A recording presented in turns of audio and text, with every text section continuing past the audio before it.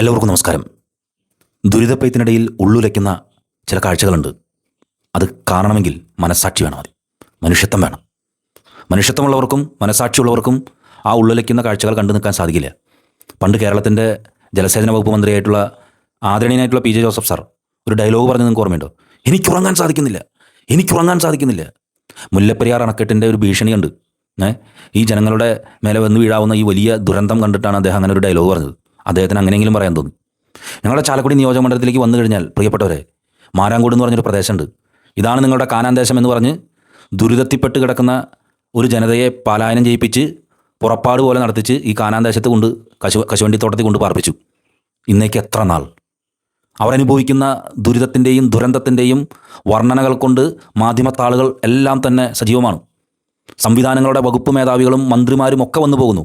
അവർക്ക് മുന്നിൽ ഒരു അനുഷ്ഠാന കലയെന്ന പോലെ അവർക്ക് സന്ദർശനം നടത്താവുന്ന രൂപങ്ങളായിട്ട് മാറിയിരിക്കുന്നു ആദിവാസി കുടുംബാംഗങ്ങൾ.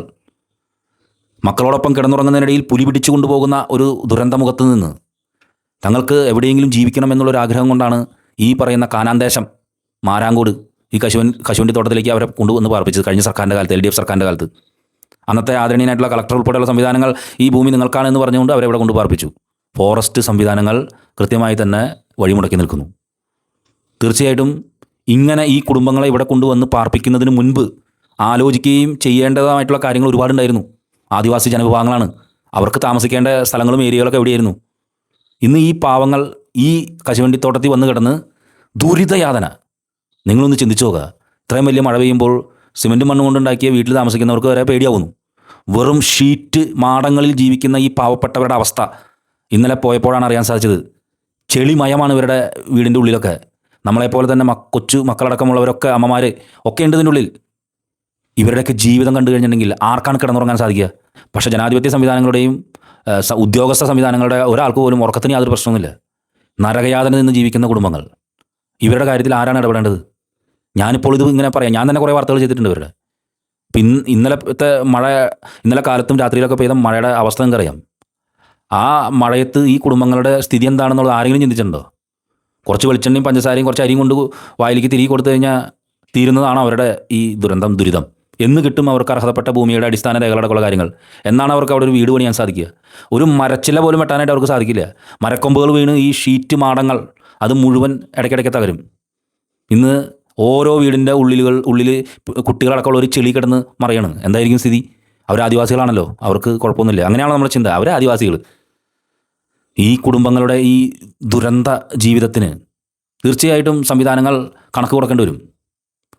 ഇത് ഞാൻ ഇപ്പോൾ ഈ വീഡിയോ ചെയ്യുന്നതിൻ്റെ ഉദ്ദേശം, ആദരണീയനായിട്ടുള്ള സുപ്രീം കോടതി ചീഫ് ജസ്റ്റിസ് ചാലക്കുടി സന്ദർശിക്കുന്നുണ്ട്.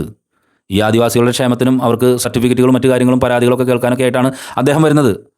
ആദരണീയനായിട്ടുള്ള സുപ്രീം കോടതി ചീഫ് ജസ്റ്റിസ് സൂര്യകാന്ത്, അങ്ങ് പറ്റുമെങ്കിൽ ഈ സ്ഥലം വന്നൊന്ന് സന്ദർശിക്കുന്നത് നല്ലതാണ്. അങ്ങേക്ക് അതിന് ഒരുപാട് പ്രോട്ടോക്കോളും മറ്റു കാര്യങ്ങളൊക്കെ ഉണ്ടാവും. പക്ഷേ അതിദയനീയമായ സ്ഥിതി. ഒരു പാവപ്പെട്ടവന് അവസാനത്തെ നീതി കിട്ടേണ്ട അവസാനത്തെ വാതിലാകുന്ന കോടതി, അതും ഇന്ത്യയിലെ ഏറ്റവും വലിയ നീതിന്യായ സംവിധാനം, ആ സംവിധാനമെങ്കിലും ഇടപെട്ടാലേ ഈ വിഷയത്തിൽ ഒരു പരിഹാരം ഉണ്ടാവുള്ളൂ. അതാണ് ഇപ്പോഴത്തെ അവരുടെ അവസ്ഥ. കുറേയേറെ സംവിധാനങ്ങൾ ഈ പറയുന്ന ആളുകളെ പലതരത്തിൽ ഉപയോഗിക്കുന്നുണ്ട്. രാഷ്ട്രീയ സംവിധാനങ്ങൾ ഒരു വശത്ത്, കഴിഞ്ഞ സർക്കാരിൻ്റെ കാലത്ത് കൊണ്ടുവന്ന് പാർപ്പിച്ച് തന്നെ അവിടെ ഉണ്ടായി. വേറെ എന്ത് ചെയ്യാൻ സാധിച്ചു? ഇനിയിപ്പോൾ പുതിയ സർക്കാർ വന്നു, പുതിയ സർക്കാരിൻ്റെ സംവിധാനങ്ങളും മന്ത്രിമാരും വന്നു പോകുന്നുണ്ട്. ഇങ്ങനെ എല്ലാ സംവിധാനങ്ങളുടെയും മുന്നിൽ നിന്ന് കൊടുക്കാൻ മാത്രമുള്ള രൂപങ്ങളാണോ ഈ ആദിവാസി വിഭാഗങ്ങൾ? ഫണ്ടുകൾ ഇവർക്ക് ഒരുപാട് വരുന്നുണ്ടല്ലോ സാർ. ഞാൻ കൈകൂപ്പി പറയുന്നു, ആദരണീയനായിട്ടുള്ള ചീഫ് ജസ്റ്റിസ്, അങ്ങ് ഈ വിഷയത്തിനൊരു പരിഹാരം ഉണ്ടാക്കാൻ ഇടപെടണം. വലിയ ഉദ്ഘാടന പരിപാടികളാണ് അങ്ങ് വരുന്നതുമായി ബന്ധപ്പെട്ട് ചെയ്യുന്നത്, വളരെ നല്ല കാര്യം. പക്ഷേ ഈ പാവപ്പെട്ട കുടുംബങ്ങളുടെ കാര്യത്തിൽ അങ്ങേക്ക് കണ്ണു തുറക്കാൻ സാധിച്ചാൽ വിഷയത്തിൽ എന്തെങ്കിലുമൊക്കെ മാറ്റം ഉണ്ടാവുമെന്ന് എന്നെപ്പോലുള്ള ആൾ പ്രതീക്ഷിക്കുന്നു. ആ പാവപ്പെട്ടവരുടെ ജീവിതം അതിശോചനീയം. അതിൻ്റെ ഉള്ളിൽ ജീവിക്കുന്നതും മനുഷ്യരാണ്.